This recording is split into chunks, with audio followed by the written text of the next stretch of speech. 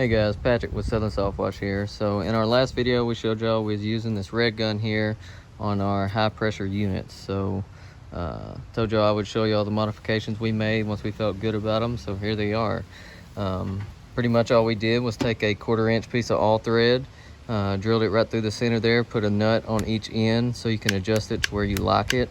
This ensures that it doesn't pressure up to any PSI at all.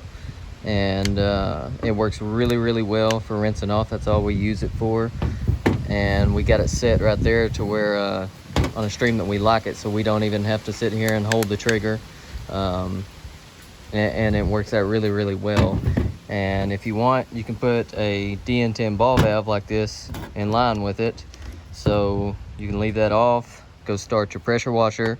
That way if you didn't have this, then it's just laying on the ground spraying. So which isn't bad, it still works. But if you want, you can stick this on, shut this off, walk over to your gun, pick it up, turn it on, and you're good to go. But it does make it a little heavy, but that's just preference right there. But this thing works really well for us so far, so that's all we got. Thank you.